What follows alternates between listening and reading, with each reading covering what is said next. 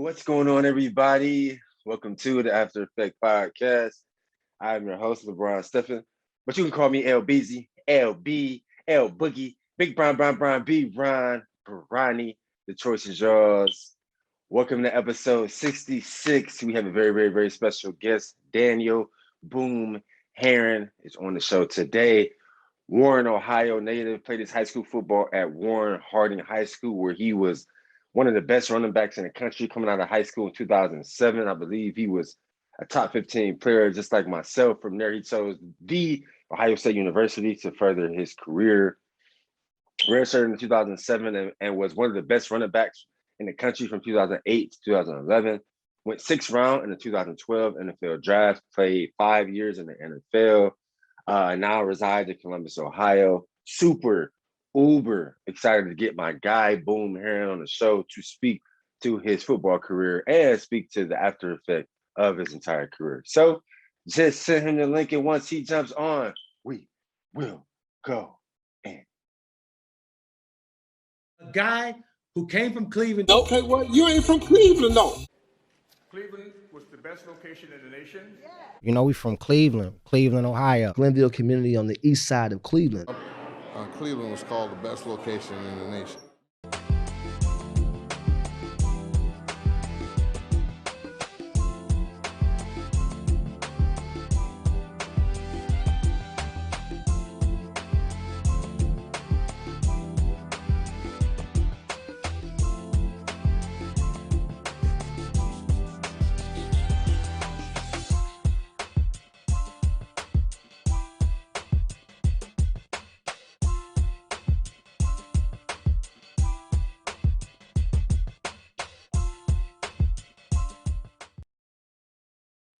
There you go. What's up, bro? Hey, I appreciate you calling on the time, man. I know you're a busy man. Oh, no, you good, bro. We good. Yes, sir, man. So, like I was trying to tell you, this is called the After Effects Show. Started about a year ago because I've always felt like as athletes, we all have an after effect or after shot from our athletic journey. Most of us have like a 20-year relationship with football, basketball. When it's all said and done, I feel like a lot of our stories aren't told. Now, of course, we hear about the guys that played 10 years in the league or 14 years in the league. We hear their stories. We hear, all the stories like that. But a lot of the times our stories are never told, man. So this is kind of a free and safe space to be, 100% honest, but relive our journey a little bit, but really just try to put some culture forward, man. So I appreciate you joining. Right on, bro. Right on. I like it. Yes, sir. You said what? I said I like that. Yeah. Yes, sir. Appreciate it, man. Appreciate it. Yeah. So yeah, we can dive right into it, man. Got a couple current events for you. I know it's an early prediction, but a lot of guys are reporting to camp, and football is about to get back started, man. So who do you think will win the Super Bowl this year, and why? Will TB12 get 8? Will the Browns finally get to the Super Bowl like they should have last year? What's your prediction on that? Well, you know what, man, it's this time of the year is always special, man, because it's like, it's almost close to football season. Everybody's going to training camp, like you said. And then you could just outside just smells like training camp, like grass, like, everything is just training camp. You know what I'm saying? But, it's honestly hard to bet against Tampa Bay because they never go against TB12. They have the whole team has came back. You know what I'm saying? All 22 starters for the first time in NFL history. Never has it happened. All 22 starters came back. Yeah, but so obviously you got to look at that like, and then but then you can't never count out Patrick Mahomes and Kansas City because they gonna want that. They gonna want that revenge. You know what I'm saying? You know that. They gonna know that. And then you always have that one team that's they kind of come out of nowhere. I think the sleeper might I mean, obviously I'm rocking with the Browns. They had a great year last year. You know what I'm saying? Took some steps forward, man. And I think they could, definitely build off that. And shoot, they got a squad, bro. The Browns really got a squad. I mean, people gonna probably be mad at me for saying this, but if we could have got Aaron Rodgers in a trade for, for whatever reason, you know what I'm saying? However, I think that would have been an icing on the cake for us. I mean, Baker's, he's gotten better. He's cool. You know what I'm saying? But he's just inconsistent right now. He's not consistent enough in my opinion. That, and I just feel like we need a guy that's like proven. Exactly. There you go. Yeah. So, but for me, I would have to go back with probably Tampa Bay. Okay, yeah, I got you. Yeah, I can attest to that, man. It's hard to go against TB12. I tell guys all the time, the only game that Patrick Mahomes got hurt and didn't finish last year was the divisional round versus the Browns. Like that was their chance to get to the AFC Championship. I think they would have beat the Bills. They would. Now I don't know if they would have beat the Bucs in the Super Bowl, but they at least could have got there. The fact that they let Chad Henne scramble on a 4th and 12 for a first down is just like, obviously. When I seen that, I'm just like, okay, yeah, it's clearly not our year because we supposed to beat them when Patrick Mahomes can't finish the game. Right. So, but yeah, like you said, man, those two for sure. It's gonna always be a sleeper, man. But obviously, being Ohio boys, man, definitely room for the Browns for sure. Absolutely. Next question, man. We just went past the second, like the midway point of 2021, but 2020 was like a super weird year. We're both, I'm sure we're probably like the same age, 32, 33, but we've never walked through a coronavirus pandemic. The world has never shut down since we've been on the earth. We've never had to wear masks. We've never seen anything like this. So how did you find yourself having to grow spiritually, physically, mentally in the year 2020? I can even speak for myself. I had to pivot in so many different ways, figure out different strategies just to attack life because of the pandemic. So how did you have to grow in 2020? Oh man, I think kind of like you were saying, I think everybody it was a big change in every step, every shape, every whatever you want to call it, bro, for everybody. And for me, I just I didn't panic, I stayed calm, I really just kind of just I chilled, but then I was just trying to figure out like things to become a better person, you know what I'm saying? Making sure like my family was good, you know what I'm saying? Just like everything, bro. Like even like on the working out side, because it was like, you had so much free time because, we lockdown. So it was easy to kind of let yourself go. It was easy, let yourself go and you mess up or you about to grow. Right. In some way, shape, or form. And, I was just doing all the little things, you know what I'm saying? Just to make sure that I stayed on point, bro, as far as the working out. Now as far as business and stuff like that goes, man, it was tough, as being a young entrepreneur. It was tough, but obviously things they getting better now, got better. I think that's the whole thing is like when times get hard, you can't just give up on what you got going on. You can't just you got to find out a way to make it happen. You know what I'm saying? Right. It's just like sports, and I think that's the thing that kind of helps us out in life now is I'm telling you. And playing sports, having all the different challenges. It has shaped me into I am now, so yeah, I tell people all the time, man, like no disrespect towards anyone who just was a student in college or maybe didn't play a sport, things of that nature, man. But I've always felt like former athletes, people like us, we just different, man, because we've been through so much adversity, like, and we fought through so many different obstacles. It's like when something like a pandemic or anything like that happened, it's easy for us to, like you say, stay on point, just stay 6 times at the gym per week, to stay kind of militant because we went through so much adversity. Like it's easy for us not to quit because we used to just not quitting. We used to keep going.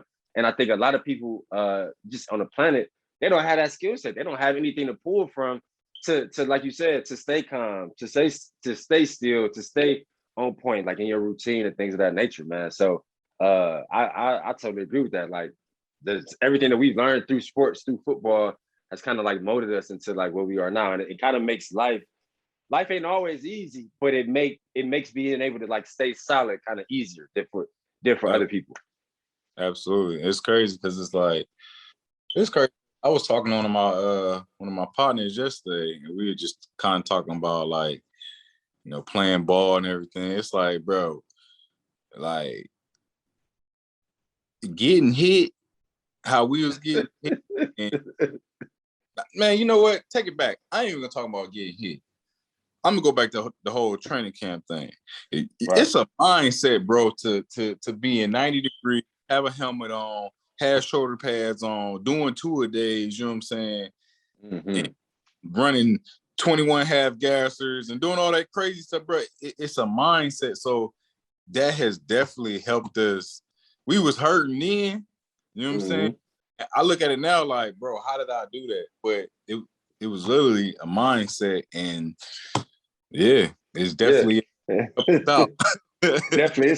It's crazy. I was talking. I was in Ohio back in Cleveland for July 4th, and I linked up with a bunch of guys I went to Iowa with, some guys that went to O State, some guys that I played the bill with.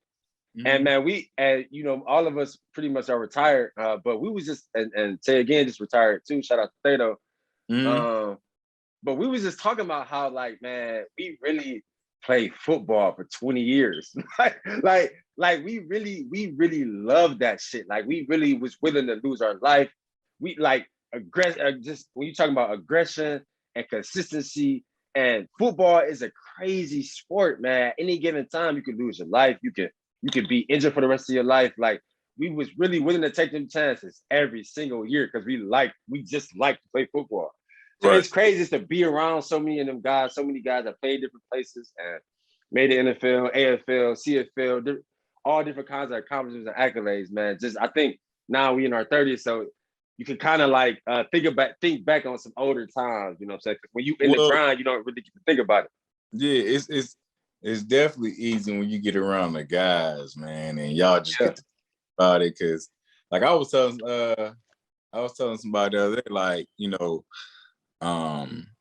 like I like talking about it, but sometimes I try to stay away from talking about it because it get me charged up.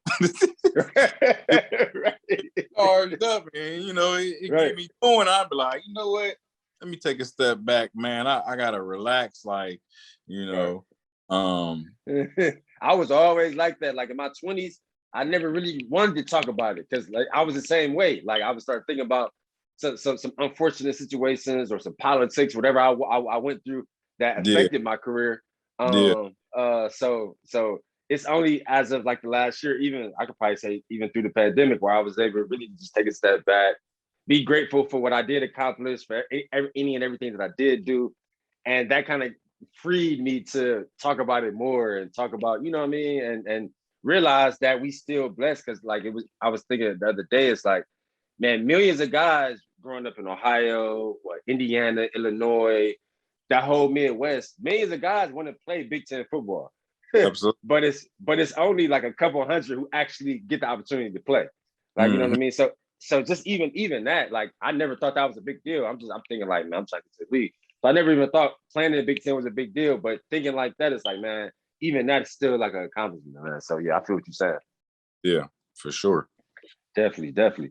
So yeah, man, let's dive into your childhood, man. I know you. I'm not sure if you grew up in Warren, but I know you went to Warren Harding, man. So talk about growing up in the '90s, bro. I always say that. I always feel old when I say this, but we didn't have YouTube and cameras and videos and tablets and iPads and all this kind of stuff that the kids have now. I remember the internet coming out in like '97. So from like 94 to 97, when I was outside playing, we used to have to be creative. We used to have to make up games, any bounce, a hide and seek, Dino Man.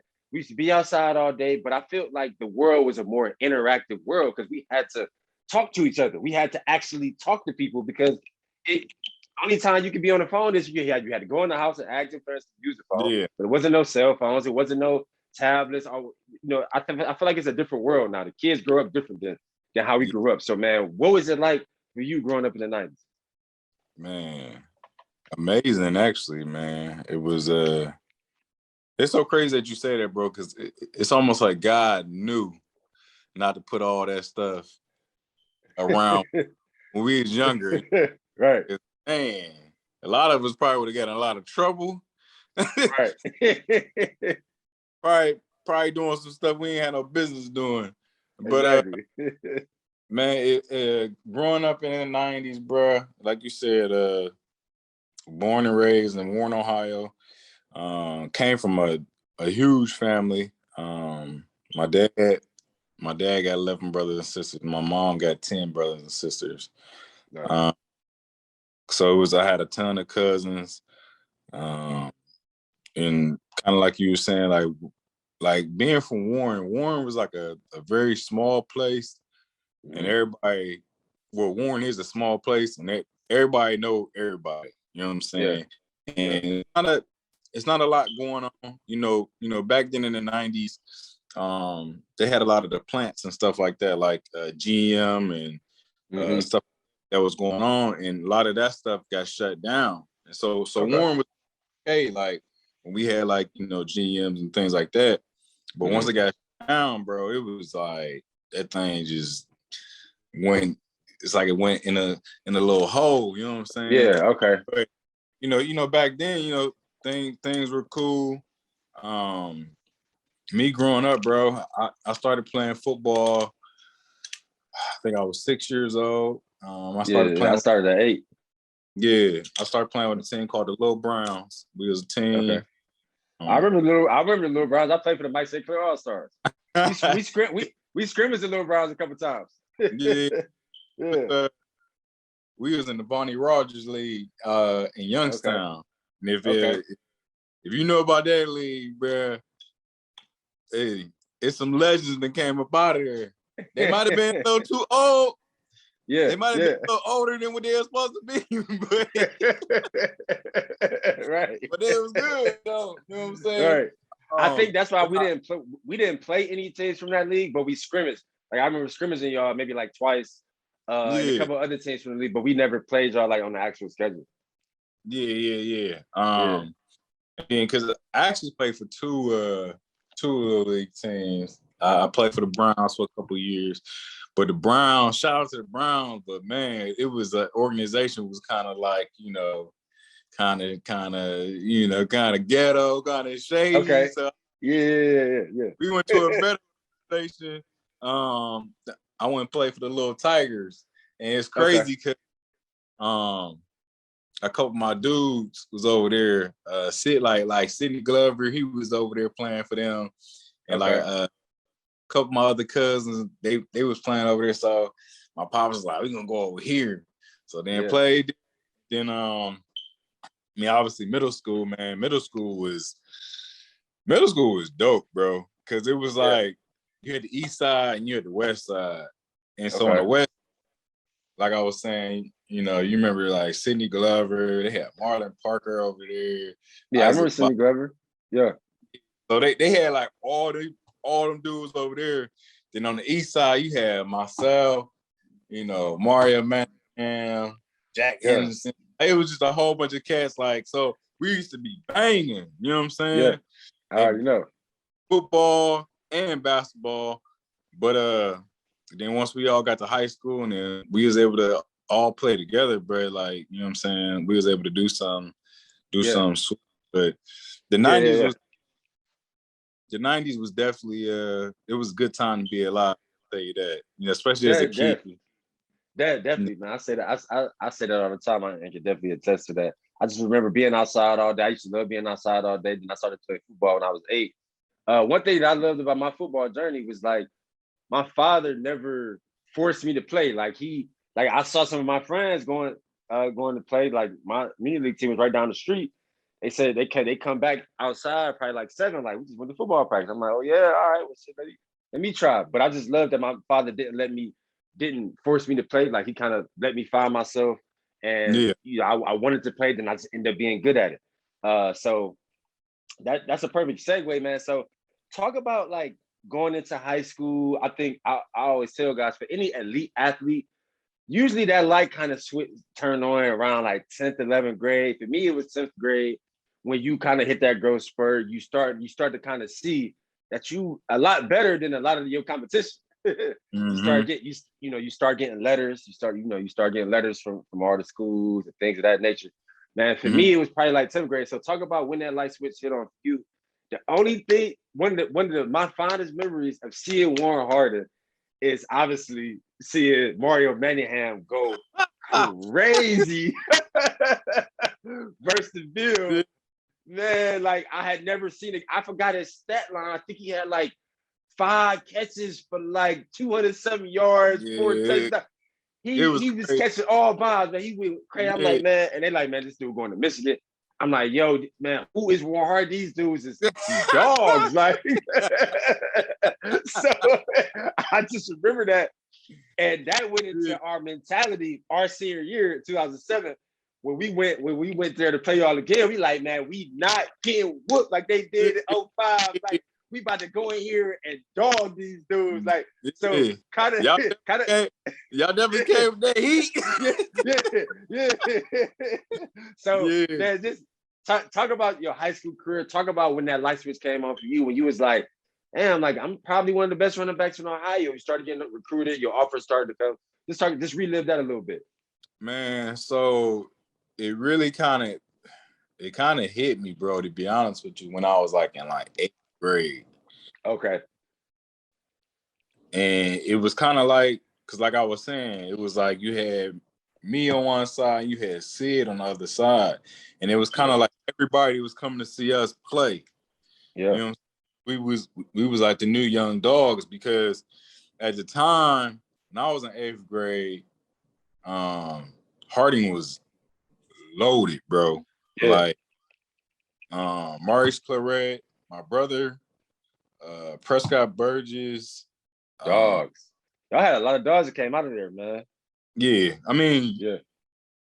Glenville was the same way, bro. You know what I'm saying? Yeah. You know what I'm saying? But like for us, you know what I'm saying, we was like, you know, Warren Harding, like we a small town, like, you know what I'm saying? Like, yeah, it's you know, a few of us, you know what I'm saying, but we put that work in, you know what I'm saying? Like, we gonna get out the mud.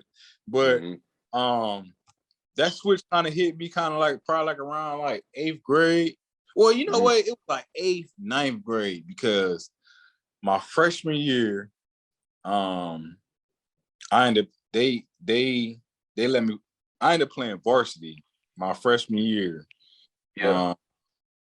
Like kind of like the last 5 games, and at the time, our running back was Richard Davis. Richard Davis ended up going to Toledo. He was a dog. Okay. He was a dog. So Rich, I was playing behind Rich, and then we had another dude, John. John was a dog. John ended up going to man, matter of fact, he just got put in the Hall of Fame at his college. Was it Walsh? I think he went to I think he went to Walsh. Okay. But or Bowden Wallace. Yeah, one of those two. Long story short, bro, like when I got to 9th grade, and shoot, I played a little bit and got my feet wet, and then like, you know, obviously all the recruiters was coming around, because we had like obviously like Mario, he was there, like all these guys that was going like to like these big time schools. This is kind of same thing probably was for y'all, man. You know what I'm saying? Yep, same thing. So my sophomore year, I ended up I was starting, and that's when we ended up we played y'all. But I ain't really do nothing in that game. It was Mario did like everything. You know what I'm saying? Yeah, crazy. But that year, I had a good year. And then, like you said, the letters started coming in. I think after my sophomore year, my first offer was Boston College. Oh, my bad. Yeah, I think I remember seeing that, because I used to be real super tapped in with our class, like on rivals and all that. So I think because I didn't get my first offer till 11th. Well, going into 11th grade, But I remember seeing like you was like one of the first ones to start getting them big offers. Yeah. So it was like Boston College came. I was like, what the like? I ain't never, as a kid growing up, you know what I'm saying? You're not really paying attention to all the schools. Like you paying attention to Ohio State, Michigan, like Big Ten. Big Ten schools, right? Yeah, we're Big Ten, like Big Ten area. So Boston College came. I'm like, man, who the heck is this? But I was like, but my mind, I was so geeked up. I'm like, shoot, I'm about to go to Boston College. You know what I'm saying? Like, hey, it's a Division I school, right? Right. I'm excited. So, it's crazy because that happened, and then that's when I start kind of seeing like, all right, this like really, like I knew I was good, but then I was like, when them offers start coming in, that's when you go. That's like, when like, okay, yeah, this is a real thing. Yeah. So them offers start coming in, and then I start getting them Big Ten offers, like Penn State, Iowa. You know what I'm saying? Michigan State, but then after Ohio State came, bro. Oh yeah, you already know. That's a done deal. It was a wrap, bro. Like it was a wrap, and I was just like, man. So talk about that day, bro. Like when Ohio State offers you, I think that obviously, we both grew up in Ohio, but I just used to love Ohio State, man. Like I probably had like 25 or 27 scholarship offers. Indiana actually offered me first, another Big Ten school, but it was like I didn't look at no other Big Ten schools. Like I looked at Ohio State. I'm not gonna lie. I mean, yeah. I mean that's any kid growing up in our area and want like being a fan of Ohio State. Like it's so crazy, bro. Like I was a Ohio State fan, but I grew up rooting for Michigan. Okay, you like Michigan more. Yeah. Well, only reason why was because we had so many ties to Michigan, bro. Right. A lot of like Burgess, Manningham, they both went there. Yeah. My family, it go back. My cousin Alfie Birch, he played at Michigan back in like 89, like 99 and like 92. And then from our high school, you had the Arnold family, all of them went there. And then Carl Diggs, Prescott Burgess. So me and Prescott, we first cousins. Oh, okay. His dad, my mom are brothers and sisters. So grew up watching him. And then my cousin Alfie, my dad and his mom are sisters. So it was like, I was rooting for them because I was younger. Whatever. That's your family. I remember Burgess in that six. Yeah, I used to love him. Yeah. So it was like, I had to make a choice. You know what I'm saying? It's so crazy, bro. I'm gonna give you this quick short story. So junior day at Michigan, I go up there. This how I end up making my decision where I wanted to go to school at. Yeah. Go to junior day at Michigan. I go out there, ball, kill it. I meet with Louis Carr after the camp, whatnot. Just me and him in the office. We talking. He said, we like you a lot. We like you a lot. You know what I'm saying? We got a couple guys that we looking at. You one of our top guys. We're going to watch your first 3 games of the year, and then we're going to make a decision off that. All right, cool. Whatever. I go to Ohio State the next weekend. Same thing, junior camp. I do the camp, you know what I'm saying? Do my thing, I ball. I ain't even get to meet with Tress, like, cause it was just crazy up there. So we leaving out, and we on 71 headed back home. Mm-hmm. I get a text message from Tress like, yo, you got a scholarship to Ohio State. You know what I'm saying? So I'm like, dang. So we in the car with my head coach, my running back coach. We in there going crazy. Like, yeah. You know what I'm saying? So that was Saturday, bro. On Monday, Michigan called me like, yo, you got a full scholarship to Michigan. So I'm like, oh man, so they both offered you within 3 days. Yeah, bro. Wow. So I was just like, but then after what really, took the cake, bro, I took my my official visit to Ohio State, and my official visit was the number 1 versus number 2 Ohio State versus Michigan. And I remember that. I remember that game. I went to that you game. was probably there. Yeah. I went to the game. I wasn't on the visit, but I went to the game though. But that was your visit weekend. That was your visit weekend. Yeah, that game was crazy. That was my visit weekend, bro. So just imagine, like, the atmosphere, bro. Then Man, I remember. Like man, I was like, man, I'm going to Ohio State, bro. easily, right? Yeah. It's so crazy because, bro, they were so stacked. You know what I'm saying? Especially at my position, you know what I'm saying? At the time, Antonio Pittman, he was there. You had Beanie, you had Maurice Wells, bro.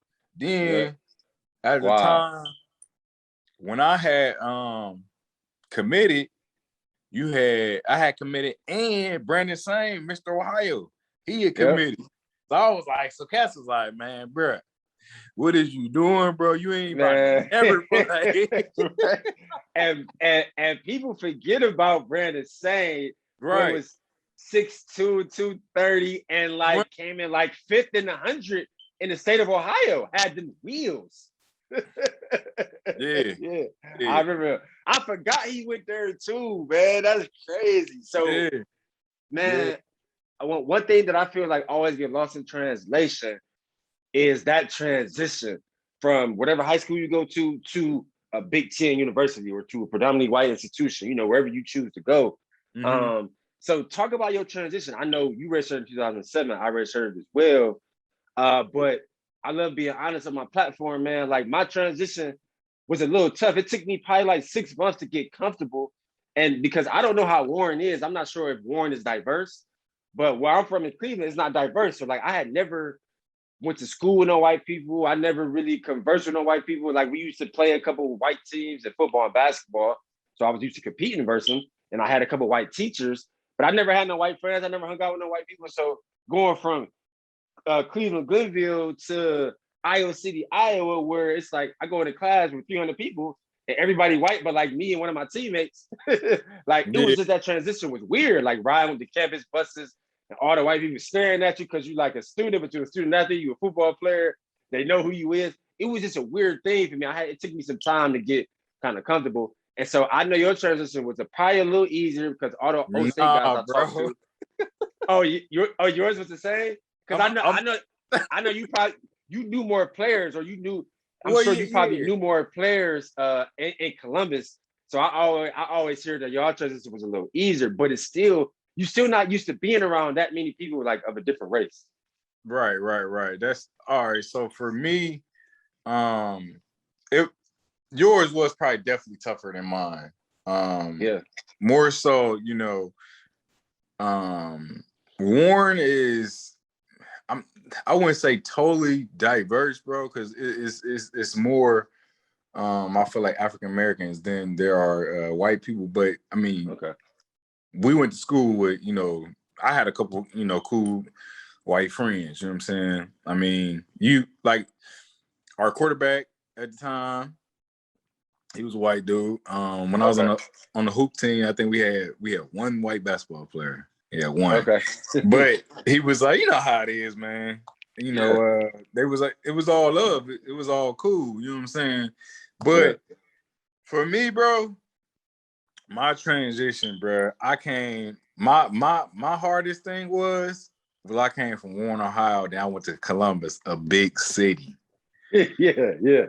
And I was seeing all this city, all the glitz and the glamour, all the fans and the students and the players, and women. You know what I'm saying? I got, man. So my freshman year, what made me redshirt was obviously, we had a pretty stacked. Y'all stacked. We had a pretty stacked backfield.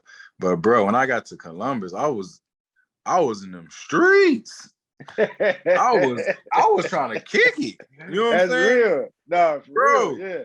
real, hey, real stuff, bro. Like not no. When I say streets, I'm not talking about like, doing drugs, nothing like that. I was trying to party, bro. Like I was, cause Just a that was college student. that was new to me, bro. Like, you know what I'm Exactly. saying? Like being in a big city, like, bruh, and Warren, bruh, Ohio State's campus is bigger than Warren, bruh. Yeah, I already know. You know what I'm saying? So when I got there, bro, I'm seeing all these different flavors of women, and I'm like, oh man, yeah, it's lit, bro. It was lit, bro. But then another thing that helped was it was like I wasn't like too far from home, so I think that's what that was probably harder for you. You know what I'm saying? Like, and then like most of these cats, I was 8 hours away. Yeah, most of these cats that was playing at Ohio State, I either played, with or against. You know what I'm saying? Right. So it was like it was kind of easier to, build relationships with guys. You know what I'm saying, and get to know guys, because it's like, oh, I know you. I got some respect for you, bro, because you know what I'm saying. I seen how you grind. I seen how you play. You know what I'm saying? Like we could rock. You know what I'm saying? Exactly. So I'm sure it was super tough. You like walking in the locker room, like don't know none of them guys from all like little small towns in Iowa. Yeah, you know what I mean. Just I felt like that was the hard thing for me. Like the culture barrier, because you could tell they didn't come from my culture. I obviously didn't come from their culture. Now, we had 2 guys from the Ville that went to Iowa a year before me, so obviously I leaned on them in a major way. Right. But back then, and I got to be honest, bro, our culture was like kind of looked down on, like out there, like, you know what I'm saying, and I'm sure it was like that at a lot of predominantly white institutions. Even I mean, my University of Iowa, my alma mater, they came out last year. About like 60 guys came out last year talking about like how they really didn't enjoy their experience. You know what I'm saying? So it was different, man. It was different. But for y'all, one thing that I know for a fact, because I know so many guys that went to O State and we've had these conversations, is they always told me that Tress let y'all be y'all. Tress used to allow y'all to be yourselves, like in the locker room, in the complex. Obviously, it was rules and y'all had to follow rules and shit like that. But ultimately, y'all were allowed to be yourselves. You know what I mean? Right. So that's why I always felt like your transition was probably a little easier. Yeah. Now, far as in that way, yes, it was, and that's why I kind of had to correct myself when it came to you saying like, going to, Iowa. That's pretty much like a white city. You know what I'm saying? Yeah. So that was probably definitely different. Yeah, super different. Yeah, for sure. But yeah, man. So I obviously, I followed your career very closely. All the guys that came out of that 07 class, no matter where they went, I always followed every guy closely, just to see, who was continuing, who was doing great things. One thing I noticed from your career, man, is like after that 2007 red shirt, you kind of hit the ground running. 2008, you had a pretty good year. You was getting touches. Even though, like you said, y'all roster was stacked, y'all had so many running backs, you was still getting snaps, but more importantly, you was getting production. Like, and your production just increased in 08, then 09, and then you had your best year in 2010. I think when you had like 1,200 yards, 16 touchdowns. You was one of the best running backs in the country. So just talk about that transition, bro. Like, how did it go from, okay, I redshirted 2007, I really don't know how my career about to unfold, to kind of just hitting the ground running in 08 and just getting better every year, even amongst while y'all roster already stacked that running back and y'all constantly bringing in top recruits. Like, how did you just continue to get better and just focus on your grind and just continue to get better and excel as an Ohio State running back? Man, honestly, bro, I always tell cats this, man. My best friend, bro, Benny Wells saved my career, bro. Okay. He literally, dog, I was out one night and he just called me, bro. He came to scoop me, bro. And he seen the way I was moving around, bro. Like, Yeah. but I was kicking it. You know what I'm saying? Yeah. I wasn't focused because at the time I was thinking like, man, I ain't about to play, bro. You know what I'm saying? Like, I got a couple of years. You know what I'm saying? Like, my mindset was, I was Yeah. tripping, bro. Like, I was just tripping. Yeah. And then, bruh sat me down. You know what I'm saying? We had a conversation, bruh. And I had locked in. And when I locked in, bro. Like, it was like, like you said, I red shirted. I think I was like fifth on the depth chart freshman year. Mm-hmm. And then out of nowhere, you know what I'm saying, sophomore year, I'm backing up Beanie. You know what I'm saying? Right.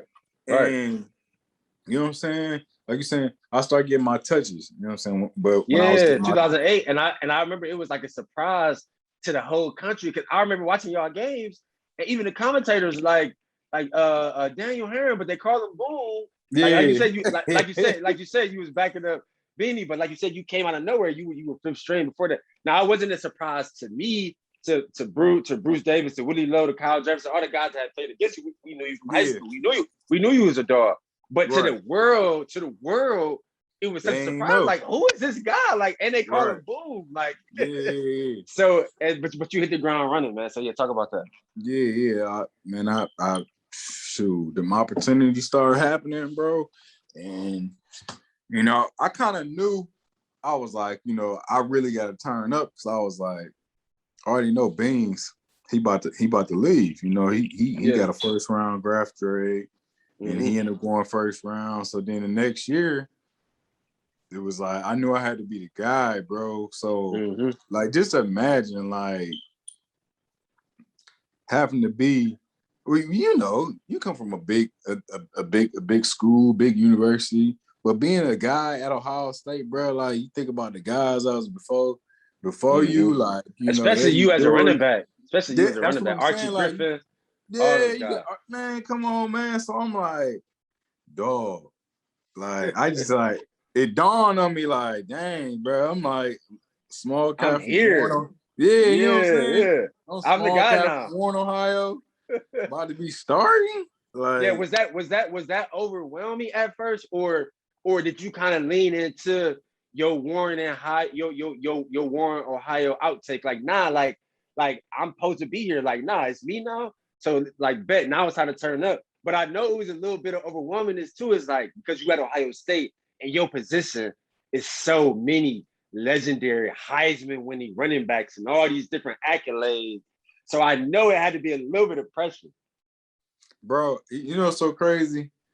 I really, because even as we talk about this now, bro, it still surprises me sometimes. Like, dang, bro, like I really went to Ohio State and had like a solid career. You know what I'm saying? Yeah. Like, was a starter. You know what I'm saying? Like, yeah, it's crazy, bro. Like to even be saying that, bro. So like for me, I just felt like, like I said, I really locked in, bro. And when I locked in, I felt like it was my time. Like, like watching, like I grew up watching Maurice Claret as a youngin'. And then that was like my guy. Like then being able to like work out with him, as a youngin', you know what I'm saying, and connect with him. It's crazy, bro, because Reese had went to prison. Obviously, we all know that. But he had got out like around my junior year. And we had connected like soon as he got out, bro. Of course. He was like another person that like I leaned on, bro, because it was like he was like my idol. You know what I'm saying? That's the person I looked up to. Of course. And still to this day, you know what I'm saying? Like, they're my dogs, you know what I'm saying? Like, I always give props to, Beans, Claret, even Pittman, like, all the OGs, man. Like, cause like you ain't like you ain't doing that stuff alone, bro. Like the brotherhood, when it comes to like the sacred brotherhood, bro, like that joint real, you know what I'm saying? Oh yeah, like, definitely. Like you can call, you can lean on, but it be motivational, you know what I'm saying? Like for me, it was like, I want to put the city on, I want to put Warren on the map, you know what I'm saying? Even though Warren had already been on the map, like I want to keep Warren relevant, you know what I'm saying? I want the younger kids to see me balling and know that You know what I'm saying? Y'all can come to Ohio State. Y'all can go to Michigan, Iowa, you know what I'm saying? Alabama, wherever you want to go. You know what I'm saying? Yeah. So that's how it was for me, bro. Like, once I got my feet wet and I got a taste of it, bro. Oh, I was yeah. like, bro, I ain't looking Turned back, up. bro. Right. Like it's a wrap. Like, y'all shouldn't have never let me, you know what I'm saying? So I was grinding, bro. Like grinding. And In your when that bag. opportunity came, bro. Yeah. What was it? So man, tell me this, bro. I mean, first off, I want to say I think that you definitely did your job putting on for Warren and showing kids from Warren, you know, that they can make it too. Because I remember I interviewed James Daniels. He played center. He went to Iowa, but he from Warren. He went to Warren Harding, and he was the first African American player at the University of Iowa to do 3 and out in football. Like that shit never happens at Iowa. Like he was the first. He was the first guy to do that. Like he was telling me, like, growing up in Warren, like, people like you were people he used to look up to. You, Sidney Glover, you know, then the Mario Manninghams and the Prescott Burgess people. But he's younger than us. We came out in 07. He didn't come out to, like, him and his brother went to Iowa. Yeah. Both of them. LaShawn Daniels, he played running back too. Yeah. So I definitely think you did your job there, man. But I mean, it's crazy because every year, you know, you was there 5 years, man. But Ohio State goes to a BCS Bowl every year. It's like my sister used to tell me, and Jamel, a couple guys, Ted, like, it's like championship or bust at Ohio State. You either like international championship or bust, basically. So, like, man, I swear, like, you all are in it was BCS. like this. It was like, you know, it was a couple goals. One, you had to beat Michigan. Then you had to win the Big Ten championship, and then, like, we got to get to the Natty. You know what I'm saying? If we don't get to the Natty, we got to at least get to, you know, one of the big games, Rose Bowl. Because at the time, it was BCS. You know what I'm saying? We ain't had a playoffs and stuff like that. You know what I'm saying? It was four BCS bowls. 4 years. Yeah. So our goal, I'm sure y'all was too, it was to get to a BCS bowl, no matter which. If it wasn't a national championship, I know you played in the Sugar Bowl a couple of times. I played in the Orange Bowl. Yeah. If you can't get to the Natty, you got to get in one of them other 3 bowl games. Like, that's why college football is so much different now. They got a playoff and all that. We had 4 bowl games, 4 BCS bowls. You got to get in one of those. Yeah. It's crazy because, let me see, freshman year. Oh, so freshman year, redshirt year, we went to Nat. I went to the championship. Yeah. Cincinnati, play LSU, and then the next year we played Texas in the Fiesta Bowl, and then after that we played sophomore year. Y'all played Oregon in the Rose Bowl. I'll never forget that because we played y'all for the Big Ten championship and we should have beat y'all in the shoe overtime. y'all beat us by a field goal only because Stanzi got hurt. You know, Rick Stanzi, he was the late Catholic. Yeah. I think if he would have got injured, we man pulled it out. That game was crazy. But I remember, y'all whooped on Oregon in the Rose Bowl. We whooped on Georgia Tech in the Orange Bowl. Then 2010, y'all went to the Sugar Bowl again. Yeah, we went to the Sugar Bowl, played Arkansas, my last year, I don't even count my last year. 2011. Yeah, I don't even count that year, man. We played Florida in the Gator Bowl, I think it was. Yeah.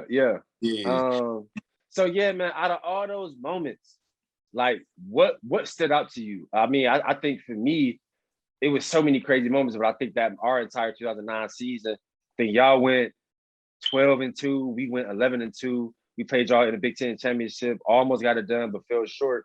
But that season was a crazy season. Being ranked number 4 in the country, I think y'all was 1 or 2 for a long time. So, man, just like all those crazy moments, all those moments where it's kind of like breathtaking. Like, man, I can't believe I was really in them spaces. I was a star running back. We really was nice all these years. If you could think, what moment stood out to you out of all those, like, fond experiences? Man, You bringing them back, bro, for real, because it's like I don't know why my memory's so good, bro, but it feels like it was yesterday, even though it was 2 years ago. No. I mean, I get it, bro, but like, I don't even really be talking about it like that, with people. I mean, obviously,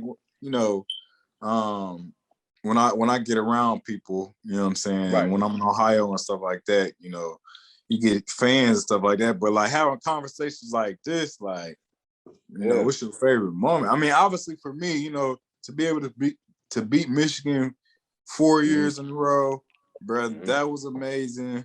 So you never lost to Michigan? I did, bro. I told you, man, we don't count that last year, bro. Oh yeah, 2011. Okay. Yeah, we don't count that year. But let me see. You had that. Even though we lost in the Natty my freshman year, bro, even though I ain't play, it was an experience, bro. Right. Being in a national championship game, seeing it, you know what I'm saying? Like, that was definitely a big experience. Playing in the Rose Bowl, bro, was, them all, you know what I'm saying? That was dope, bro. Like that was hell of an experience, you know what I'm saying? Like, I know, I could only imagine. I remember it was a weird space that day, bro, when y'all beat us in the Big Ten championship, because it was like I was so happy for all my dogs, you, Jamil, Smalley, Rob Rose, Jonathan Newsom, Big B. Like it was so Rob Rose, so many of the homies I was so happy for. Right. Thad Gibson, like, y'all, like, to see y'all with the roses in y'all mouth, like, right. Hey, the shoe going crazy. But I'm like, damn, we were so close. That could have been us. Like, that could have been us. Like,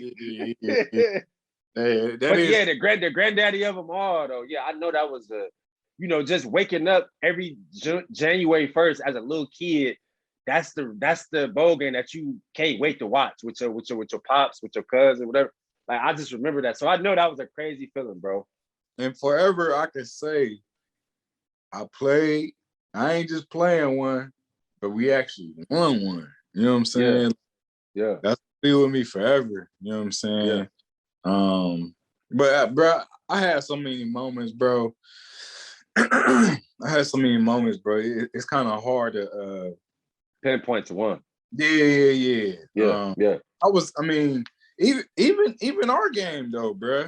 The Iowa Ohio State game, bro. That was it was a nail biter. It was a hell of a game, bro. And I just remember like, one of our rivalry schools was Mooney in high school. So real, man, Coolionis, man. Yeah, DJ K. Take it back to the crib.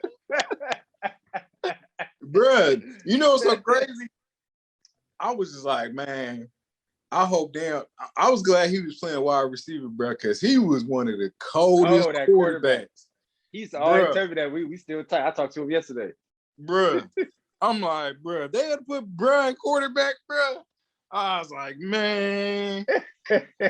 Y'all man. They should have. It was so much he could do, but they limited him. They put him on kick return. Right. Sometimes they wouldn't even let him catch punts. They wouldn't even let him catch punts. And he still did his thing, bro. Like, dude, shout out to bro, man. He's shout like, out to DJ K. Yeah, he was definitely one of the best athletes I played against in high school, bro, for sure. Easily. Yeah, I always felt like during our careers, I can't speak on now, but I think during our careers, I felt like in the Big Ten, we always played y'all the toughest because we lost y'all in the field goal in overtime in the Big Ten championship 2009. Then 2010, we lost by another field goal in Iowa City. It didn't go into overtime, but it was still a nail biter. We was winning the whole game. Fucking, man, Terrell Pryor, 4th and 10. scrambled on us. I remember you was out there. I was out there too. Yeah. I was like, man, you cannot stop this dude, man. Like, so many plays from those games. Like, I just remember in my head, bro. Like, what happened? Man, playing y'all was always definitely tough, man. And I hated coming to y'all Y'all Oh had yeah, that. pink locker room, fans Yeah. real close. Hey, I'm in my head like, bro, this ain't doing nothing but pissing us off. You know what I'm saying? Like, why the hell is we sitting in an all pink locker room, bro? Like, dog. So, hey, and it wasn't nothing. Hey, bro, y'all had the old high school Right. lockers in that junk, bro. Like, I was Right, like, right. man, let's go out here and pop these dudes, man, because crazy. But nah, y'all, I mean, Iowa was definitely, y'all had them Yeah. cornfield, Man, big definitely boys. had good games. It was Yeah. always a grind with y'all, man. But it was some good, man. That was some good football and some good times, man, for sure. Man, yeah, definitely, man. And that's why I kind of started this platform for us to relive that, because like you said, you don't really talk about it much, like unless you around the fellas or something like that, but you never really get to kind of really relive it and really like think back on those times, because it all seemed like a blur. It all seemed like a blur sometimes. Yeah, Definitely, for man. sure. So, man, talk about like 2012 NFL draft. Where did you train at?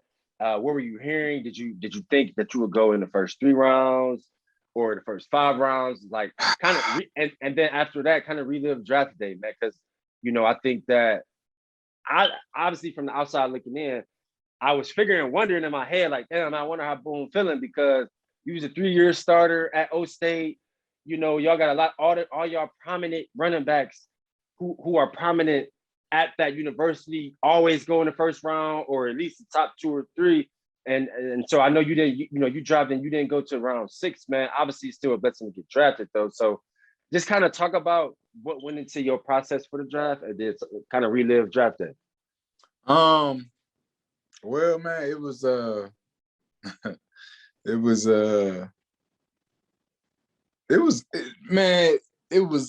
blessing, bro. It was a blessing. I was honored to even be able to be drafted. Obviously we all want to go, first round, second round, third round, whatever, whatnot. But my situation happened how it happened. What's so crazy, I wanted to come out my junior year. I wanted to come out my junior year because that was like my best year. But then we had all that stuff that had happened at Ohio State, the whole tattoo gate thing and all that stuff. So I kind of had basically had to come back to school. When I came back, I was suspended 6 games, whatever, whatnot, and I didn't play a lot of games. And so you felt like that situation, the suspension and the tattoo thing, that definitely had something to do with your draft stock. I won't say everything, but it definitely played a part. It definitely played a part, and then I shot myself in the foot at the combine. I didn't have a great combine, and if we want to talk about that process, bro, that's a lot, bro. Like, I heard. I mean, I just did pro day, but I heard the combine is crazy. The setup is crazy. Like how they put the drills, the sequence and what they do the drills. I think you run the 40 last. Like you do everything else first. You run the 40 last. That's what I'm saying, bro. Weird. Like it's like, so I benched well. I think I had 225, 24, 22 or 24 times. It was 22. It was 22 times. And then, because my goal was 30. Yeah, mine was too. I only hit 27, I think, 28. Yeah, my goal was 30, but I hit 22. But then, like for me, it's crazy because I was like, man, I got to hit at least 25. You know what I'm saying? But bro, I be looking at, I don't know if you know this, but I be looking at like the Cats now. Man, it be Cats running backs be hitting like 12. You know what I'm saying? Only people that be getting like up in the 20s is like the linemen. You know what I'm saying? Like you might have one lineman that blow it out the water, hit 30 something or 40 or something like that. But I noticed that. Yeah. So, but the game, the game has changed, bro. Like, Oh yeah, the game it's not as much ground and pound as it was when you was coming out. It's more right. they passing it more, they being creative with Yeah. their offense, screens We, here, screens there, we bubble, need you to all that move. kind of stuff. You gotta be able Yeah, to move. exactly, You know what I'm saying? exactly. But so for me, the whole combine, like I ran bad. I ended up running like a 4.6, you know what I'm saying? Mhm. So I feel like that definitely hurt me, you know what I'm saying? But I did pro day again. I ended up running like a 4.49 at pro day because I was just in my element, bro. I was more comfortable. I ain't have to worry about all like meeting with, different teams, you know what I'm saying? Asking all these questions and stuff. But you know, then I ended up, draft day comes.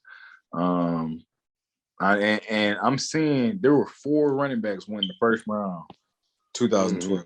So I'm like, yes, let's go. Like, I gotta be going at least, you know what I'm saying? Third, fourth at, minimum, you know what I'm saying? So, bro, it was like 4 win the first round, and then like, I think like 1 win the second round, then like, like a couple fly off in the third. But then I was starting seeing cats like that was going before me. I'm like, hold on now, bro. Like hold on, like he definitely not better than me. He ain't nicer than me, bro. You know what I'm saying? He wasn't nicer than me. You know what I'm saying? He ain't playing against nobody. You know what I'm saying? Like, just questioning stuff, bro. But then when that was happening, was you like around the family? Like did you have to like step out the room? Like, you know what I'm saying? Did you find yourself ever get mad, or it was like you just kind of took it with a grain of salt? Man, listen. So my family, like I said, come from a big family, bro. So even though everybody know I wasn't going first round, these niggas still came to the house. Oh, I already know. They made it a party. They made it a party. Bro, they made it a party for 3 days. Cause you know what I'm saying? Like, I ain't go the second day either. So it was like, man, y'all really about to be like just chilling around here watching this. Like, y'all know what I ain't about to get picked up. You know what I'm saying? I already know, bro. You know how this black families work in Ohio, man. You already know. Man, bro, crazy. But finally, on the third day, I finally get that call from Cincinnati, bro. And I ain't gonna lie, bro. I was low-key salty because I was just like, I low-key wanted to get out of Ohio for some reason, bro. Like, I was just you stayed in Ohio for college, so you wouldn't mind going to a different state. Yeah. And I don't know why my mindset was like that at the time, but I was just like, I really wanted to go to Houston. That's the team I wanted to go to. Cause I felt like me and Arian Foster kind of had like, I'm nowhere near was Arian Foster, but I feel like we kind of had the same, style. Yeah, definitely. I liked how they ran that zone. So it was like one cut and go. Like he was always like, put his foot in the ground, he getting up the field. So but Cincinnati called, went there. I ended up getting hurt. I tore all the muscles, like all these muscles on like the side of my leg, and I was out like all of like mini camp. And then I ended up coming back during training camp, but like at the time it was like, they was pretty stacked too. You had Ben Jarvis, Green Ellis, you had B. Scott, you had Brian Leonard, myself. So that year they had only kept 3 running backs on the active roster. So I ended up going to the practice squad. But then I was on practice squad for like however many weeks. And then the coach. So when you're on practice squad, a team can come get you. Right. I know you know that, but for people who are listening to this, whatever or not. Oh yeah. So bro, I never forget. I was in my room because at the time I had a deal where this hotel, they was like, shoot, you could stay here free if you gave us 2 tickets to the home game. So I was like, shoot, let me get that because I was like, I wanted to save all my bread. You know what I'm saying? Of course. Because And you don't know what's gonna happen. So yeah. Yeah. So I'm in my room chilling. My agent called me. He said, man, the Colts want you.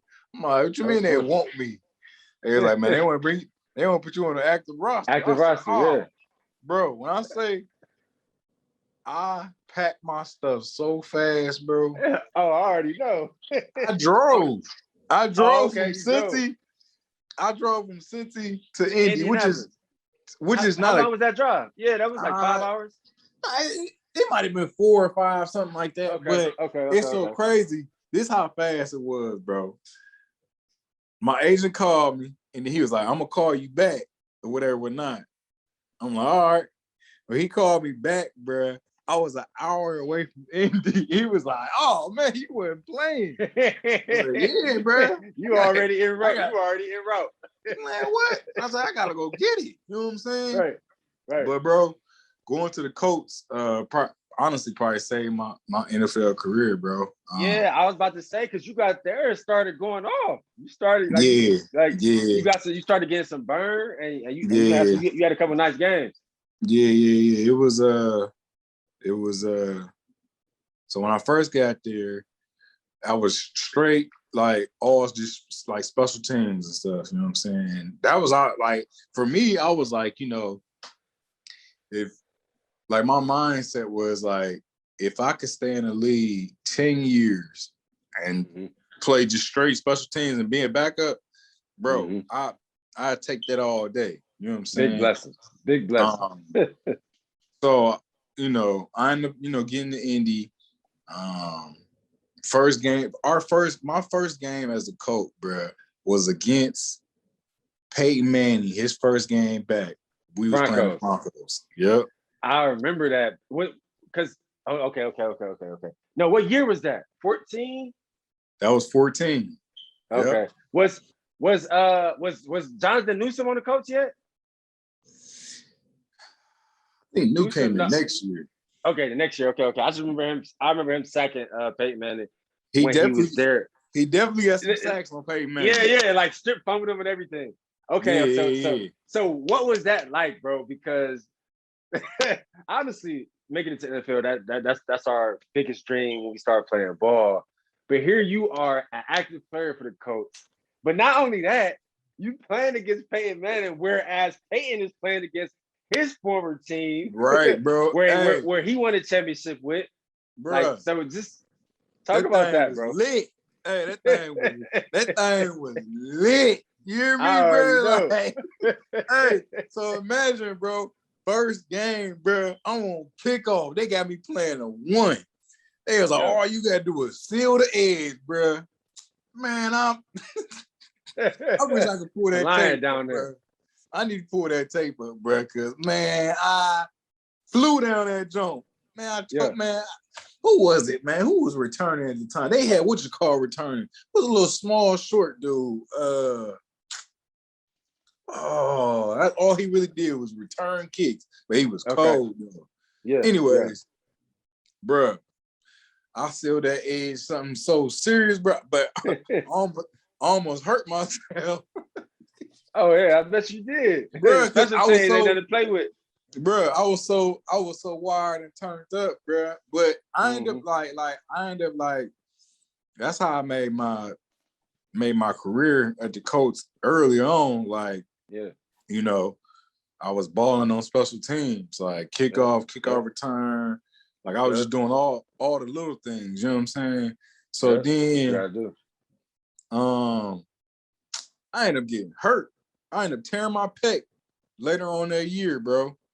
Okay, I think I remember that. Did you tear your pec bitching or in the game? In the game. Okay. In the game. Okay. On kickoff. Yeah, people don't know what that injury is like. I tore my pec bitching my senior year in college, man. But that pectoral tear nothing to play with. Ain't nothing to play with, bro. I was on kickoff and I had locked on with the dude, but the returner was coming right off his butt. So I put that arm out there. Man, that boy ripped that joint off, bro. Yeah, I'm about to say you felt the tendon come off the bone. Yeah, so I put the arm out there to try to grab him. I was like, dang. And at first, I thought I had like a stinger or something. You know what I'm saying? Yeah. Man, I go to the sideline. They was like, try to do first they took me in the back. They was like, try to do a push-up on the wall. I fell on my face, bro. That's how you that know. Was that. So then I was out for the year. I went on IR. So it was grind mode because I was like, I'm a late draft pick.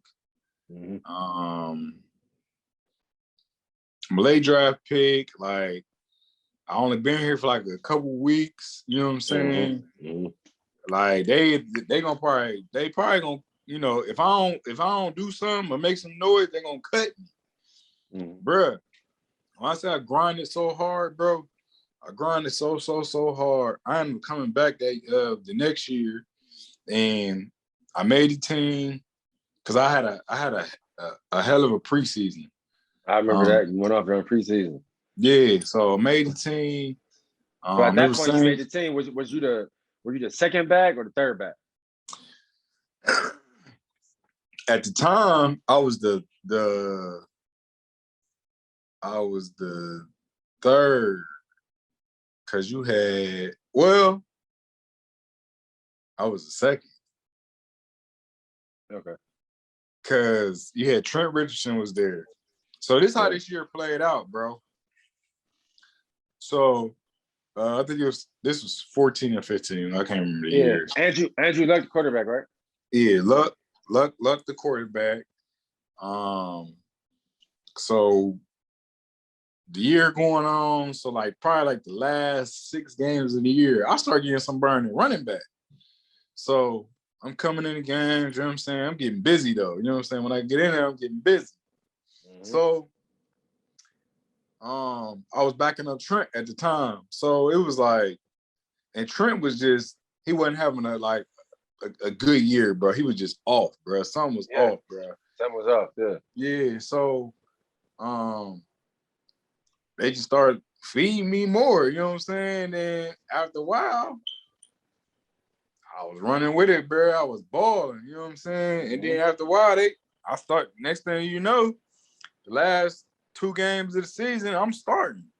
Yeah, I remember you know what I'm saying? I'm starting. Then we go into the playoffs.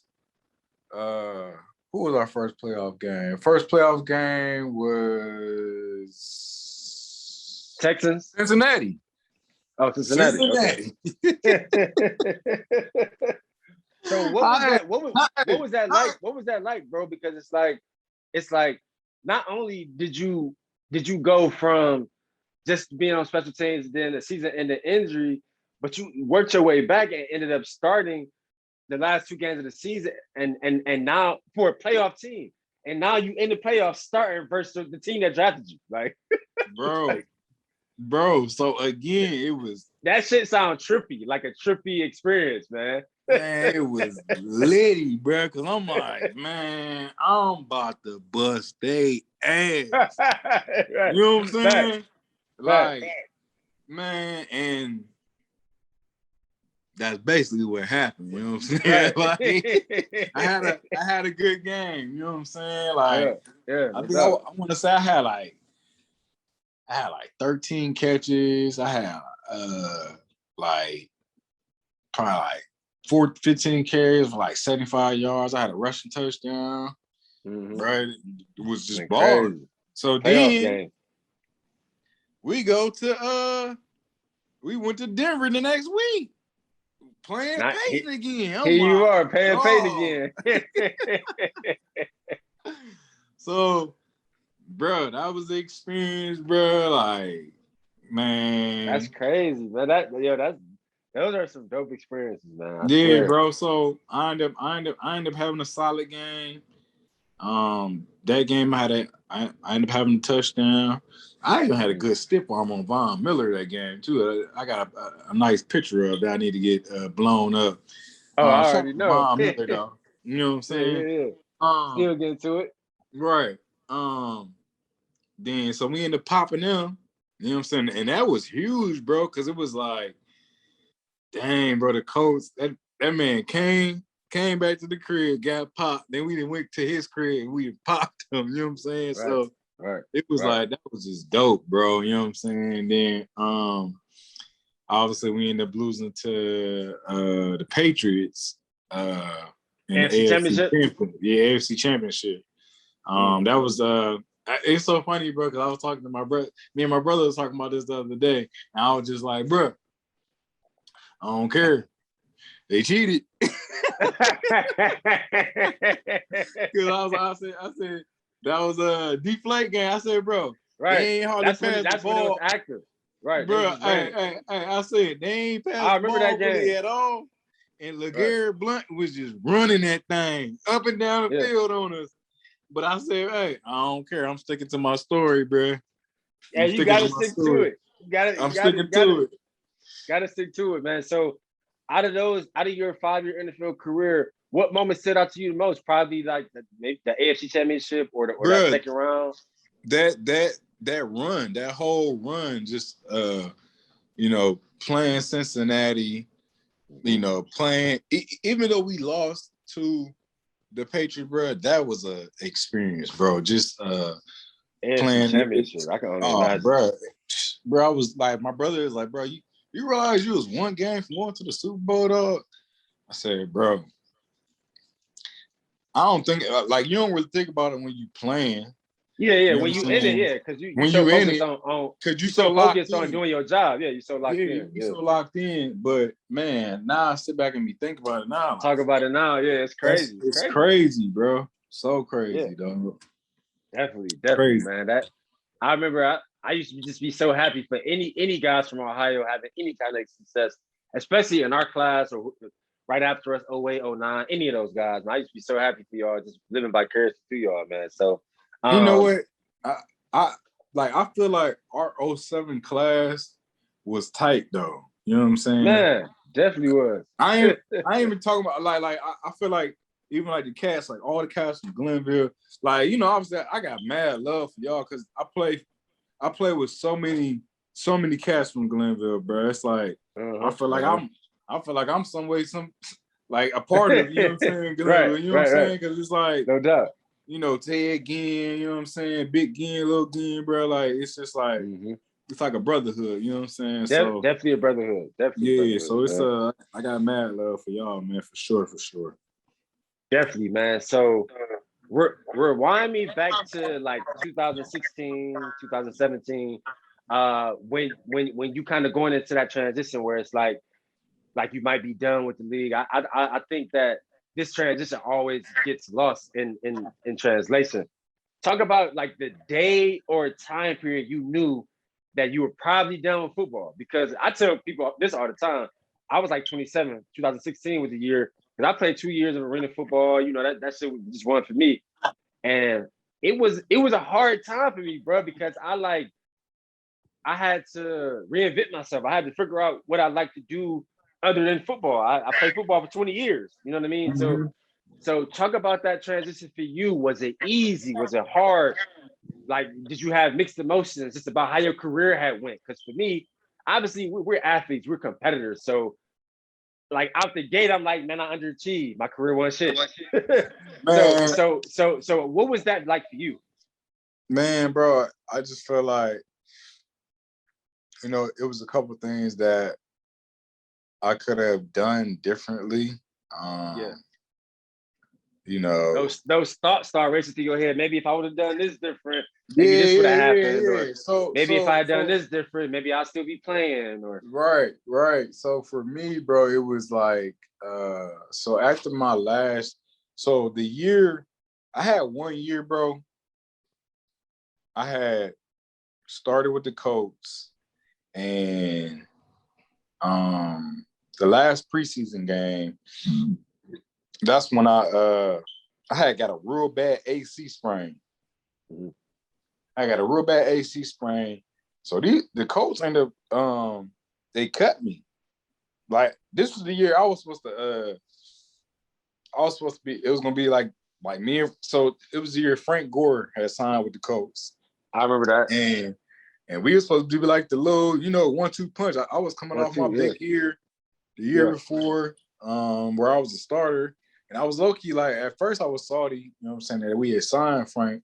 But then I was like, nah, this is dope because, you know what I'm saying, this a Hall of Fame player. Like, I can learn Right. from It's a him. chance. It's a chance for you to learn from him. Yeah, I can learn from him. Like, I can do my thing, whatever, whatnot. So I ended up getting, like I said, I had a real bad AC sprain. Then they had released me with an injury settlement. So for people who don't know what an injury settlement is, injury settlement is where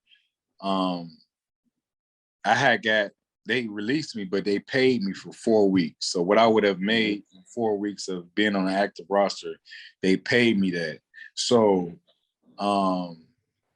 I stayed in Indy. I did recovery and everything because AC sprain was pretty bad. Like, so for instance, like if I was like healthy enough, I could have really double dipped. Like I could have signed with a team like week 1, you know what I'm saying? And I'd have got paid from the Colts and my new organization. But I was really messed up, bro. I was like hurt, you know what I'm saying? Yeah. So how it went for me was I did everything and I was getting all these calls from these teams and the Patriots was like super duper interested, like calling like every week, like when are you gonna be ready? Like when you gonna, you know what I'm saying? So my first visit I took was to the Patriots. So I went out there, I balled, I did everything, you know what I'm saying? They made me go get a physical and everything. I was there like all day, bro. So I'm just knowing like, all right, they about to sign me. Bro, long story short, they made me do all this stuff and sent me home. Well, they was trying to send me home. And I was at the airport. I was about to get on my flight back to Indy. And my agent called me like, yo, don't get on that flight. Don't get on the flight. Buffalo just called. They want you to come in the morning. So I'm like, Buffalo? Bro, I ain't trying to go to no Buffalo. You know what I'm saying? I'm ready to go back to the crib. You know what I'm saying? And so I ended up going to Buffalo. Worked out for them. And they ended up signing me that day, bro. And that was, so what I did was I went to 4 weeks. I got healthy. So week 5, I ended up signing with the Patriots. So I was like, I wasn't trying to miss no checks for the year. Right. No doubt. So, get your money. Get your money while it's out there. Yeah. So I ended up signing with Buffalo. And at the time,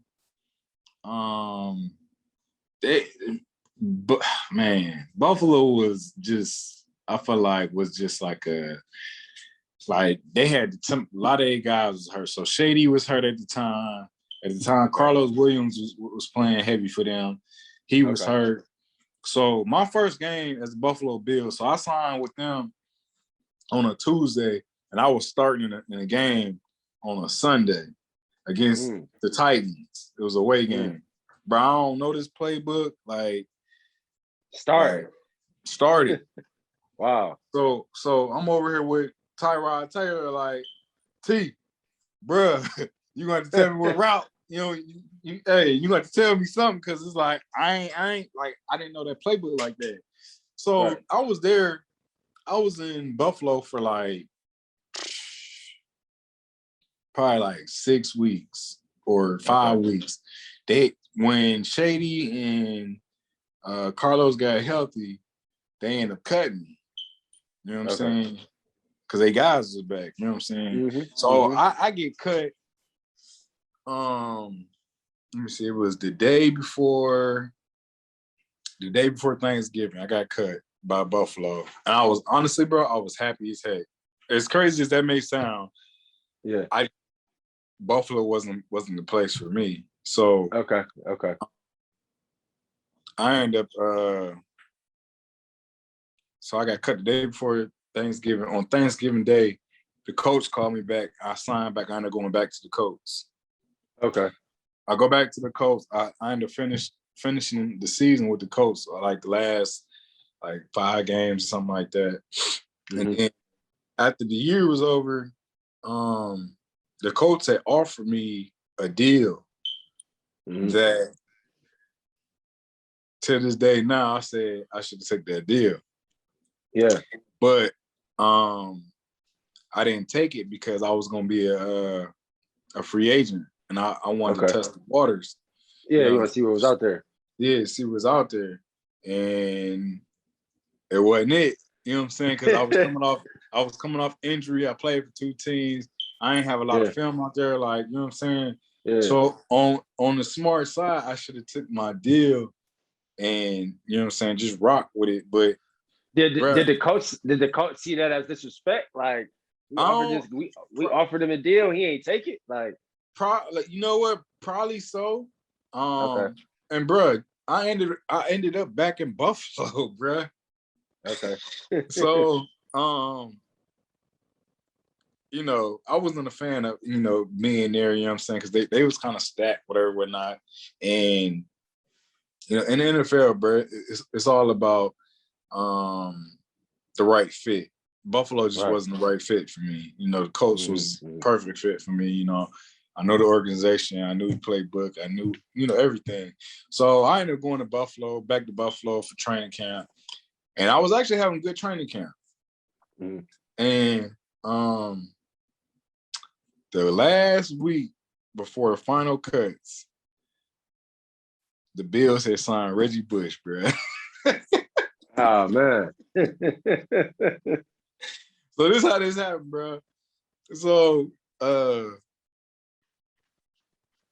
at the end of the day, you know, final cuts come, they end up letting me go and letting Reggie stay. That year, Reggie Bush had -3 rushing yards for the year.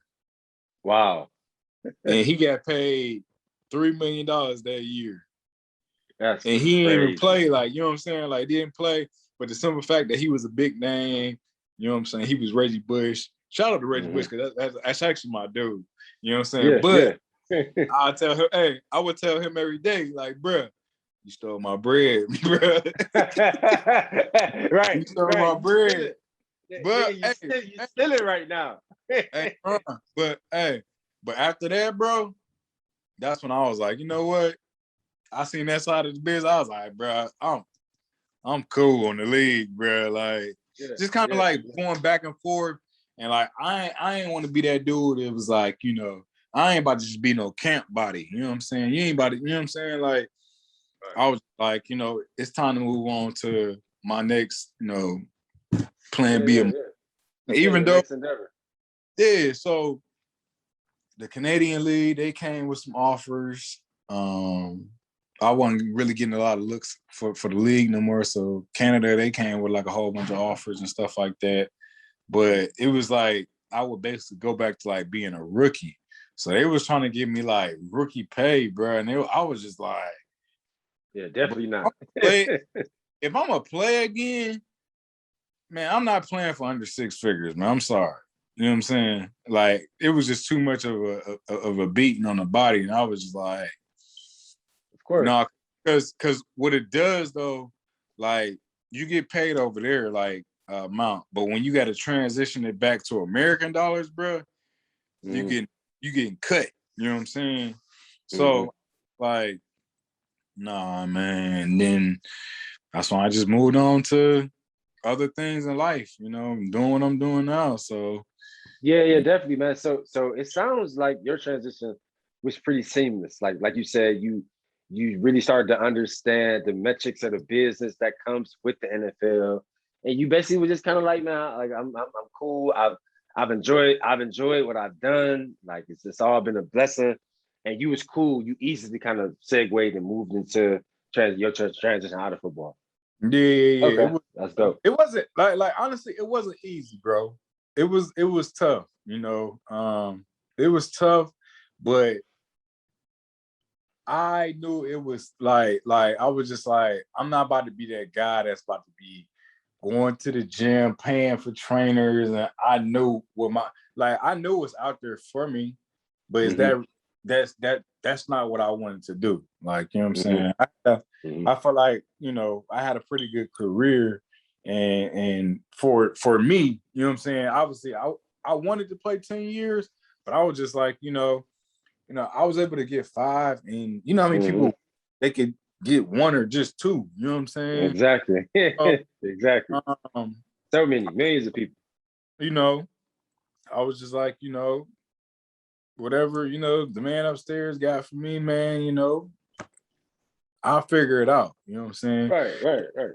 No, it took time, and still to this day, you know what I'm saying? Am I really doing what I really, really, really want to do right now? Part of it, but I, you always want more. You know what I'm saying? We always, Right. all, Always. you know what I'm saying? So Always. we, Always. I'm still in a transition mode, if you ask me. Right. Right. Right. Oh, Same here. Same here, man. I yeah. would say the same thing. So yeah, bro, just 2 more questions. You were clearly one of the best running backs to come out of Warren, Ohio, one of the best running backs to come out of the state of Ohio. Almost 3,000 career rushing yards at the Ohio State University, 32 touchdowns, 500 yards rushing in the NFL 5 years. What would you say is Boom Herron's after effect of his entire athletic journey? Like you said, you started playing football at 6. You stopped when you were about 26, 27, 21-year relationship. What were some lessons that you learned in Warren, Ohio, at Warren Harding, at Ohio State, in the league?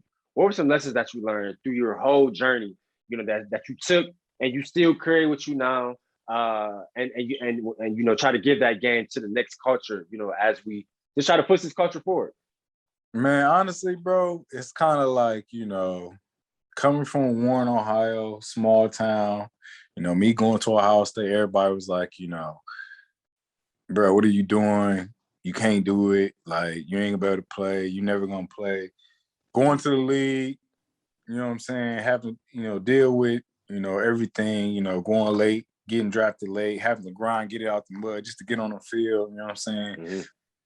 For me, it's like, no matter how big, how small the obstacle is, man, anything's possible for anybody to do whatever it is that they want to do. Long as they Love put it, the bro. to it, bro, and you lock in, bro, and tell yourself that you're gonna make this happen regardless whatever I gotta do, I'm gonna make it Telling happen, you. bro. It's gonna Yes. happen. Yeah. You know, you gotta speak it. You gotta speak it though. You gotta really, You gotta talk to speak it, yourself really believe it. Yeah. and really believe it. You know what I'm saying? Like, cause for me, like I said, bro, when I first got to Ohio State, bro, I ain't believed it. You know what I'm saying? Mm-hmm. Like, Mm-hmm. I knew I could do it, but I really ain't believed it. You know what I'm saying, bro? I went from being behind 3 All-Americans, 5-star guys to me being a 4-star guy, being a backup, bro. I went from being a 6th-round draft pick, you know what I'm saying, to start in the you know, AFC Championship. you know what I'm saying, bro? Like, Yeah. it's things like this. That's why I say, like, I be feeling like I got a story to tell people to, like, for people who may feel the way I was feeling or be in positions where I am. You know what I'm saying? Mm-hmm. Like, bro, Mm-hmm. if you put your mind to whatever you want to, bro, Anything is possible. anything possible, bro. I know that sounds cliche, whatever, not, but Yeah, but no, real. it's so real and it's so true, because when people don't accomplish whatever goals they set out, it's really because of that singular thing that you just said. Like, they probably didn't put 100% of their mind into it. They probably maybe had a little, like 10% or 20% of doubt. But like, when you really put 100% of your mind to something, you can literally do it. Like, and Yeah, like that. That's so true. It sounds simple, but it's so true. yeah, for sure. Definitely, man, definitely. So, last question, man. Something that I just noticed is obviously it's out in the media now, but I wanted to ask you, and maybe you could speak for the other 4 guys. Where did you all get the courage? Like because you all recently asked for the NCAA to reinstate, your records and your legacy from the 2010 season. And for me, I mean, I felt like that was one of y'all best teams. I played against that team, Mhm. like we talked about earlier. But man, just to be honest, what gave y'all the courage? Because it's five black guys, right? Y'all went to the Ohio State University. NCAA stripped you off from everything from what had went down. But now that the game is changing 10 years later, which I feel like they late, but the players are finally able to profit off their name, image, and likeness. Finally able to actually touch some real money as a young kid to put themselves in a better position when they graduate college. Where did you all get the courage? Did somebody like text in a group chat? Did somebody just say something to say, "Hey, y'all, like I think it's time for us to get this back. We earned that. We was dogs that season. We earned that 12-1 record. All these guys won awards. All these guys played in the league. Like, so just walk me through that. Like, where did y'all get that courage to ask for that, especially being of color, and kind of not really battling the NCAA, but I feel like a lot of times they try to paint this narrative on us, man. You people of color should be happy that we gave you this opportunity. We should be happy that you were a player at the Ohio State University and you graduated with whatever degree. That should be enough. That should suffice. So my only question was, where did that courage come from for y'all to be like, nah, like we earned this, we deserve this back? Honestly, bro, we've all always kept in contact with each other, and I can't really speak a lot on this because we got some stuff going on. But for us, we felt like it was time, especially when we seen the rule change, and we felt like it was time for something to be said, Yeah, I mean, basically everything that went down back then, 10 years later, 10 years ago, it's legal now. Like if it happened now, it wouldn't be any problem. Nobody would bat an eye now. Right. So yeah, no. I mean, I totally get that though. Yeah, that makes sense. It's crazy, man. We definitely just wanted to get a little statement out there and let people know how we felt. And I mean, it was definitely questioned it. You know what I'm saying? Like, yeah, obviously, you're gonna get people talk and say what they want to say, but I feel like that we got some good feedback, whatever. So we good with it. And like definitely. I said, we got some. I salute it. I salute it. Yeah. Like I said, I can't speak on it, a lot. We got some things going on, but it was definitely one of those things where it's like, we definitely want to put something out there, but we also don't want to. We never want anything to make Ohio State look bad, because that's not us. But we definitely want to, speak on the NCAA. So, time will come, and definitely. Yeah, I salute the move, and I'm hoping the best that everything works out in y'all favor, man. I remember I played a North-South game with Solomon Thomas, and obviously me and you played against each other. So that whole situation was near and dear to me. I always felt like it was some BS, but you know how the politics and the rules go. So I like when I saw that, I think like 2 weeks ago, I'm like, wow, that's dope. You know what I'm saying? Because it's fair. Right. You just got to talk about fair, man. So right. Yeah, but I am happy for the the guys, the players, you know what I'm saying, that's getting the opportunity. Finally, man, they 10 years late. Run that check up, you know what I'm saying? Right, man. We couldn't touch none of these bags they about to get, man. Yeah, but you know what?